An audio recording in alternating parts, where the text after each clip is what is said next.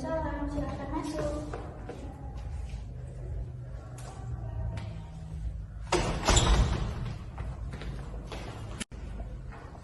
Silakan mau duduk di sebelah mana? Sebelah sini aja, Bu.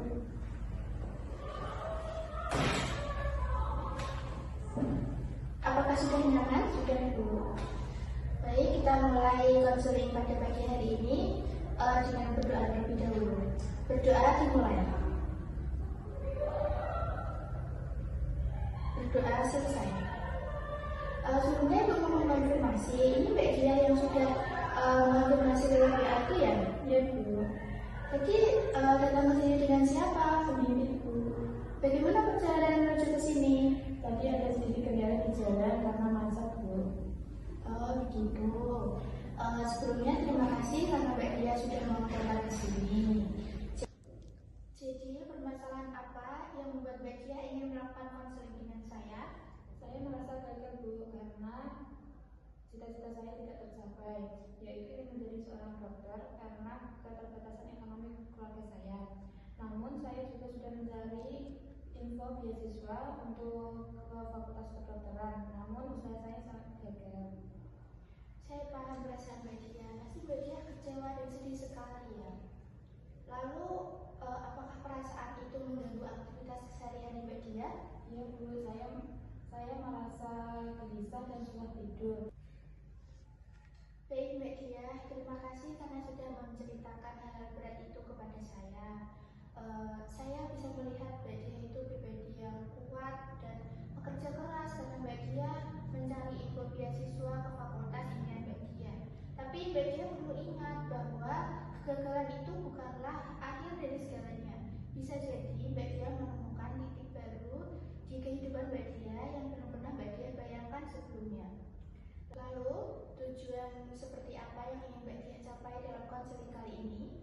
Saya ingin hidup saya lebih ikhlas, Bu, dan saya ingin menjalankan kehidupan saya tanpa seperti sebelum-sebelumnya. Baik Mbak Dia, biasanya kegiatan seperti apa yang Mbak Dia lakukan ketika Mbak Dia sedang sedih atau gelisah? Saya menulis di buku harian, Bu, namun sekarang saya lebih suka mendengarkan musik. Bagus sekali Mbak Dia, menulis di buku dan mendengarkan musik adalah cara-cara sehat untuk menyalurkan emosi. Saya menyarankan Mbak Dia melakukannya secara rutin. Meski itu 1 atau 2 kalimat yang menggambarkan isi hati Mbak Dia hari itu, hal tersebut bisa membantu Mbak Dia meringankan perasaan Mbak Dia.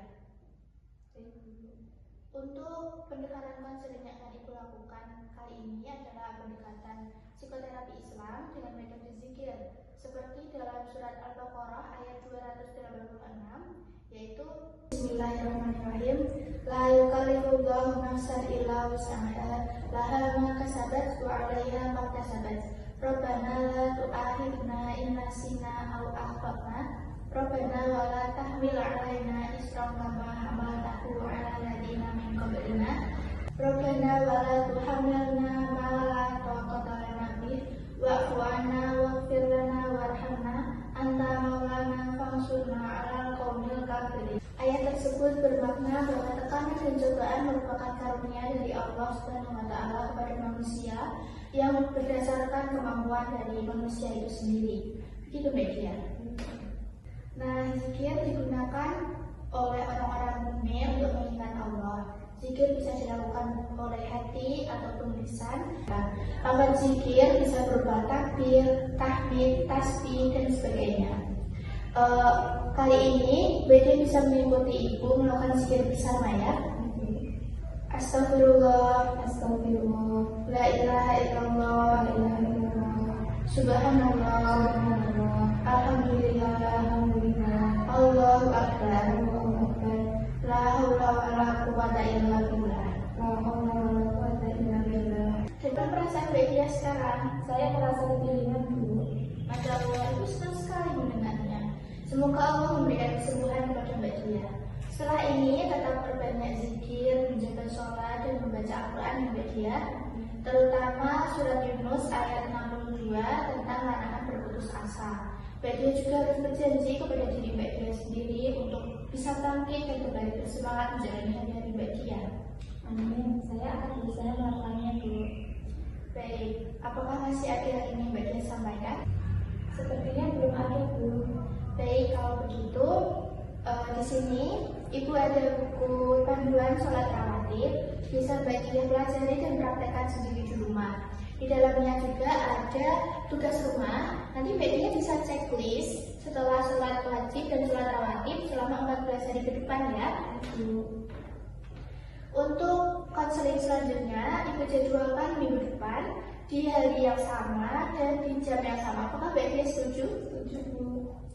Baik, kalau begitu, karena waktu yang dikasih di awal sudah hampir habis, Ibu cukupkan pertemuan kali ini. Ibu minta maaf apabila Ibu ada salah perkataan ataupun perbuatan. Sebelum kita akhiri, kita berdoa terlebih dahulu. Berdoa dimulai. Berdoa selesai. Baik, Bu. Terima kasih. Saya dulu, Bu.